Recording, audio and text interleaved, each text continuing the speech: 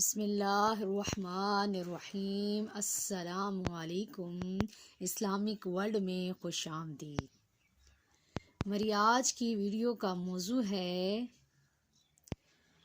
حضرت امام حسین رضی اللہ تعالی عنہ کی ثابت قدمی کا بیان۔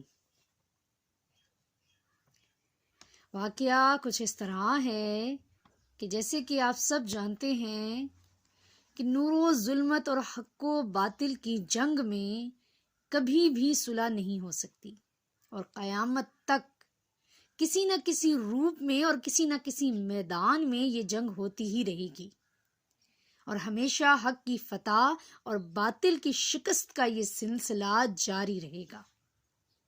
اور اسی حق و باطل کی جنگ کا ایک منظر کربلا میں نظر آیا۔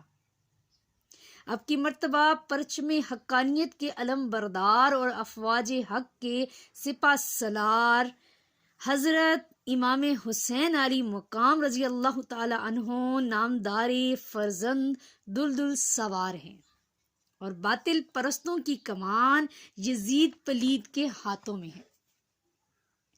ایک طرف 22,000 کا لشکر خونخوار ہے، اور ایک طرف 82 نفوس قدسیہ کا ایک قافلہ ہے، جس کا ہر فرد دن کا روزہ دار اور رات کا عابد شب بیدار ہے۔ اس میں پردہ نشین و عفت مآب خواتین بھی ہیں، اور غلام بھی، بوڑھے بھی ہیں، اور جوان بھی ہیں۔ اسی 82 میں بستر علالت پر کرہانے والے عابد بیمار بھی ہیں، اور سب سے ننھے مجاہد علی اصغر شیر خوار بھی ہیں۔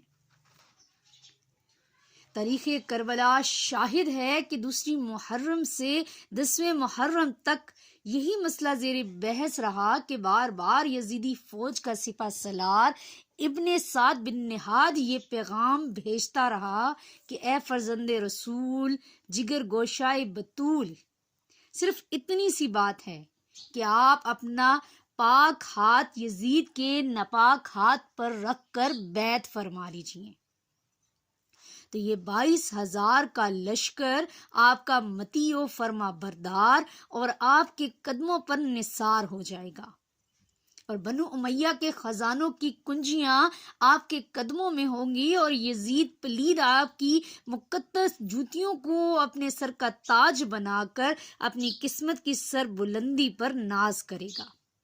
آپ کو عزت ملے گی، دولت ملے گی، کسی صوبے کی گورنری اور حکومت بھی ملے گی۔ اور اے امام، اگر آپ نے یزید کی بیعت نہیں فرمائی تو یہ ستمگاروں کا لشکر خون خوار آپ کی نظروں کے سامنے اہل بیت نبوت کے شہزادوں کو بے دردی کے ساتھ ذبح کر ڈالے گا، اور آپ کے مقدس خون سے بھی کربلا کی زمین کو رنگین بنا ڈالے گا، اور شہیدوں کی مقدس لاشوں پر گھوڑے دوڑا کر ان کی ہڈیوں کو چکنا چور کر ڈالے گا، اور شہدائے کربلا کے سروں کو نیزے پر چڑھا کر کربلا سے کوفہ اور کوفہ سے دمشق تک پھرائے گا۔ الغرض امام علی مقام کو اس قدر لالچ دلائی گئی کہ اگر بادشاہ بھی ہوتا تو پھسل جاتا، اور اس قدر ڈرایا گیا کہ اگر رستم بھی ہوتا تو اس کے قدم ڈگمگا جاتے۔ مگر خدا گواہ ہے کہ حضرت حسین بن علی رضی اللہ تعالی عنہ اس حق و باطل کے مارکے میں پہاڑ سے زیادہ ثابت قدم رہے، اور آپ نے ہر مرتبہ یزیدی لشکر کے پیغام کے جواب میں یہی فرمایا کہ اگر میں یزید کی بیعت کر لیتا ہوں تو پرچم حقانیت سرنگوں اور چراغ ہدایت گل ہو جائے گا، اور اگر میں یزید کی بیعت نہیں کرتا تو یہ صحیح ہے کہ میں اور سب اہل بیت نبوت کٹ جائیں گے، مگر قرآن کا ایک حرف بھی کٹنے نہیں پائے گا، اور پرچم اسلام بلند سے بلند تر ہو جائے گا۔ اس لیے میں ہرگز کبھی بھی یزید پلید کی بیعت نہیں کر سکتا۔